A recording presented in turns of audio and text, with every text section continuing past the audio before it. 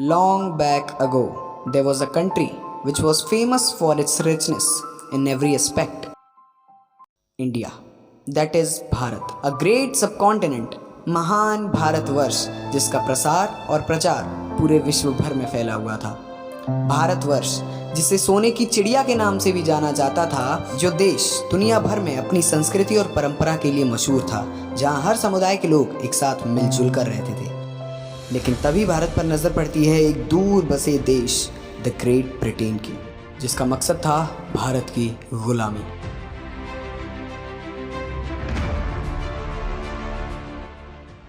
इस कहानी की शुरुआत होती है 17वीं सेंचुरी से, जब इंग्लैंड ट्रेड एक्सप्लोरेशन के लिए निकलता है और उसकी नज़र इंडिया के रिच रिसोर्सेज पर पड़ती है। बात है 1609 की, जब कैप्टन विलियम हॉकिंस और थॉमस रो इंग्लैंड की क्वीन एलिजाबेथ वन के कहने पर भारत में अपनी ईस्ट इंडिया कंपनी का ट्रेडिंग पोस्ट इस्टेब्लिश करने के लिए जहांगीर के कोर्ट में उसकी परमिशन लेने के लिए आते हैं। और जैसे ही जहांगीर ने परमिशन दी, ईस्ट इंडिया कंपनी ने मसूलीपट्टनम, सूरत और फिर बाद में बॉम्बे, मद्रास और कैलकाटा जैसी पोर्ट सिटीज़ को अपनी ईस्ट इंडिया कंपनी का मेन ट्रेडिंग पोस्ट बना लिया। और फिर इन्होंने इंडिया की ऑलमोस्ट इकोनॉमी को अपनी मुट्ठी में कर लिया। इसी के पैरेलल ही इन्होंने पॉलिटिकल और एडमिनिस्ट्रेटिव सिस्टम को भी पूरी तरह से अपने कब्जे में कर लिया। भारत में राज करने वाली रियासतों के राजाओं से तरह तरह की ट्रीटी साइन करवाई गई और उनसे ऐसे ऐसे एग्रीमेंट साइन करवाए गए कि उन्हें सिर्फ अपना पपेट किंग बना के रख दिया।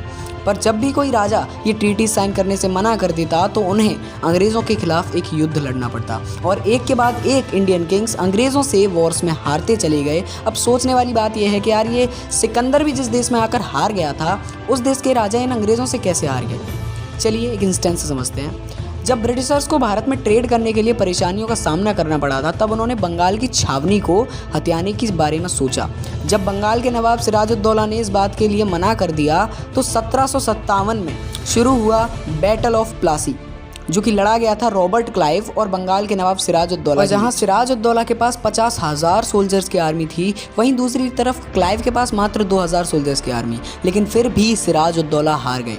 Tragic, right? पर पता ऐसा हुआ क्यों? क्योंकि बंगाल के नवाब के मिलिट्री ऑफिशियल मीर जाफर को अंग्रेज़ों ने रिश्वत खिलाई थी और कहा था, तुम नवाब को मरवा दो और फिर तुम अगले नवाब बनकर राज करना। सिराजुद्दौला को तो अपनों ने लूटा, गैरों में कहाँ दम था। वो ये वॉर हार गए और फिर बंगाल की छावनी ईस्ट इंडिया कंपनी के हाथ लग जाती है और ये वो पहला स्टेट था जो कि ब्रिटेन के हाथ लगा। और फिर तो इन अंग्रेज़ों ने एक एक कर बहुत सारी पॉलिसीज़ निकाली, जैसे कि सब्सिडियरी अलायंस, जिसके तहत अवध, हैदराबाद, मैसूर और तंजौर जैसे प्रिंसली स्टेट्स को उन्होंने अपने कब्जे में कर लिया। और लॉर्ड डलहौसी इसने चैलेंज देते हुए यार एक पॉलिसी निकाली, डॉक्ट्राइन ऑफ लैप्स पॉलिसी।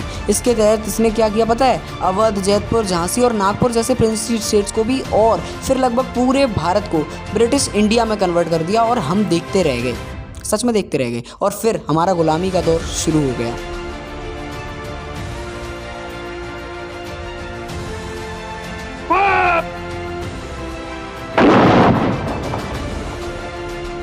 सबसे पहली चीज़ इकोनॉमिक एक्सप्लॉयटेशन, जो कि ब्रिटिश ने हमारे साथ करी। हमारे रिच रिसोर्सेज को उन्होंने लूटा और उन्होंने अपने फ़ायदे के लिए यूज़ किया। और बाकी तो यार तुम सबको पता ही है कि कोहिनूर हीरा अभी तक वापस नहीं आया है, उसे लाने की तैयारी लगी है। अंग्रेज़ों ने इंडियन मार्केट में अपनी मोनोपोली इस्टेब्लिश की और फिर हमारी हैंडीक्राफ्ट इंडस्ट्री, जिसकी दुनिया भर में चर्चे हुआ करते थे, उसे पूरी तरह तबाह कर दिया। और फिर पीजेंट्स को एक्सप्लॉइट किया और इतना लगान लिया कि उसे ना चुकाने पर कई लोगों ने अपनी जान तक दे दी।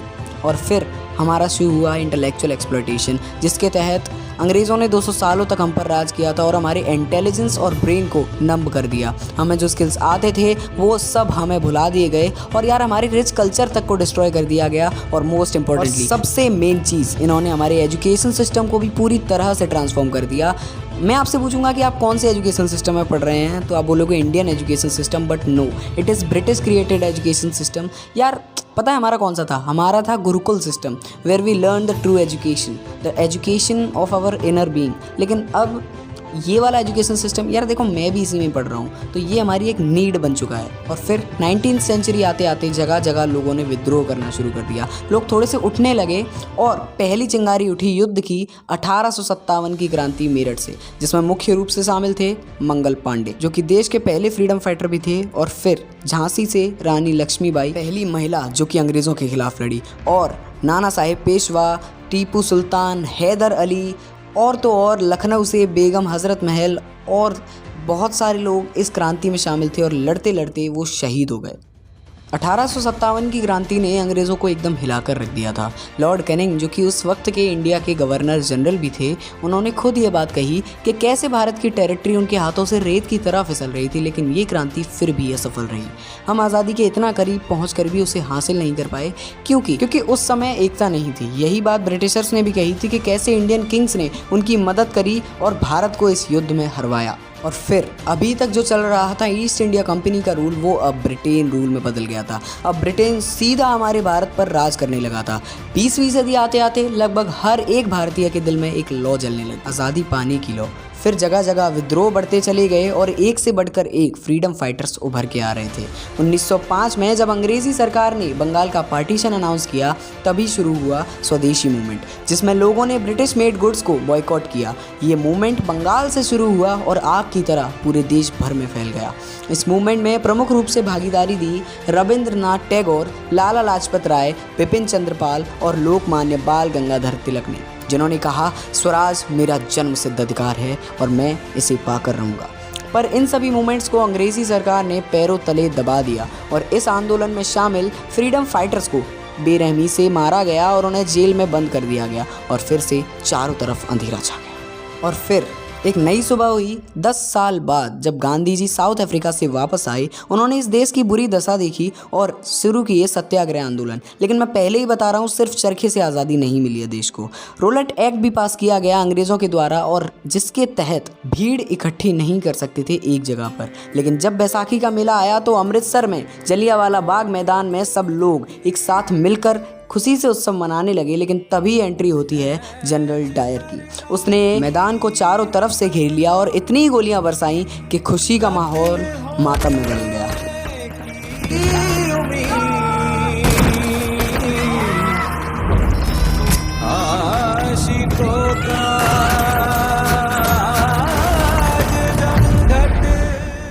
इस दर्दनाक हादसे ने सबके दिलों में दहशत फैला दी। हम आज तक जलियांवाला बाग कांड को भुला नहीं पाए हैं, लेकिन गांधी जी ने इसका जवाब अहिंसा से ना देते हुए शांतिपूर्वक नॉन कॉपरेशन मूवमेंट स्टार्ट किया। जहां एक तरफ गांधी जी अहिंसावादी थे, वहीं दूसरी तरफ देश के युवाओं का खून खौल रहा था। उन्होंने अंग्रेज़ों पर एक से एक हमले किए। चंद्रशेखर आज़ाद, भगत सिंह, राजगुरु और सुखदेव जैसे युवाओं ने देश के लिए इन अंग्रेज़ों पर जानलेवा हमलों को अंजाम दिया और लड़ते लड़ते खुशी से वो फांसी के फंदे पर झूल गए।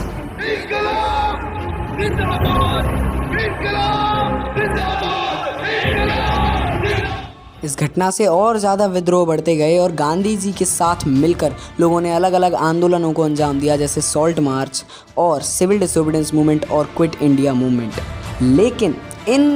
लेकिन बैकग्राउंड में एक इंसान ऐसा था जो कि काम कर रहा था सिर्फ और सिर्फ इस देश को आज़ादी दिलाने में, सुभाष चंद्र बोस। इन्होंने सबसे बड़ा योगदान दिया इस देश को आज़ादी दिलाने में। इन्होंने आज़ाद हिंद फौज का गठन किया और तो और इन्होंने दूसरे देशों से भी मदद मांगी अपने देश को आज़ादी दिलाने। और नेताजी ने ही ब्रिटेन को वर्ल्ड वॉर 2 में व्यस्त करवाया एक प्लानिंग के तहत। और फिर भारत में आंदोलन और तेज़ी से बढ़ने लगे और ब्रिटिश के रूट्स इंडिया में कमज़ोर होते चले गए। अंग्रेज़ों को ये बात पता चलने लगी कि अब हम भारतीय आज़ादी लेकर ही मानेंगे, और अगर ये देश छोड़कर खुद भी नहीं जाते ना, तो नेताजी की आर्मी ने मार मार कर भगा दी थी। लेकिन फिर ये चले गए and finally we got independent on 15th of August 1947।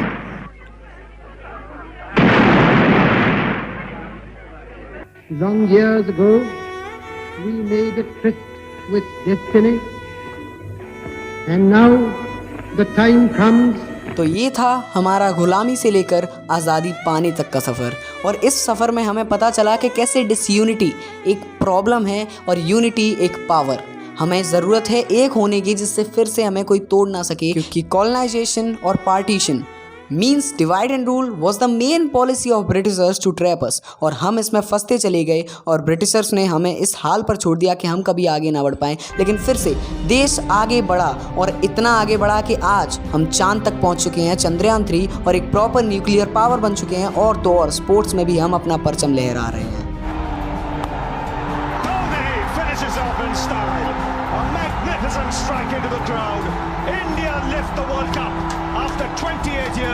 और भारत फिर से आज एक सुपर पावर बन रहा है। See beauty is in India. India is the most beautiful country, क्योंकि यहाँ सब कुछ है यहाँ रिवर्स भी हैं, माउंटेन्स भी हैं, फॉरेस्ट भी हैं और हर तरीके का मौसम भी। यहाँ पर सर्दी है तो गर्मी भी, यहाँ पर पतझड़ है तो वसंत भी। And this scenic beauty makes India beautiful. And similarly हमारा कल्चर, हमारा ट्रेडिशन और डाइवर्सिटी इंडिया को ब्यूटीफुल बनाती है। तो हमें ज़रूरत है इस डाइवर्सिटी को मेंटेन करने की। इंडिया वो देश है जहाँ पर एक साथ सभी समुदाय के लोग अच्छे से रहते हैं। ये वो देश है जहाँ पर अब्दुल कलाम जैसे मिसाइल मैन भी हैं, कपिल देव और पीटी उषा जैसे खिलाड़ी भी हैं, और वहीं दूसरी तरफ यूनिटी की मिसाल देने वाले सरदार वल्लभ भाई पटेल भी हैं, तो एक तरफ जवाहरलाल नेहरू और शास्त्री जी जैसे लीडर्स भी। अंत में मैं बस यही कहना चाहूँगा कि मज़हब नहीं सिखाता आपस में बैर रखना। हिंदी हैं हम, वतन हैं हिंदुस्तान हमारा, हम बुलबुलें हैं इसके, ये गुलिस्तान हमारा, सारे जहाँ से अच्छा हिंदुस्तान हमारा। जय हिंद।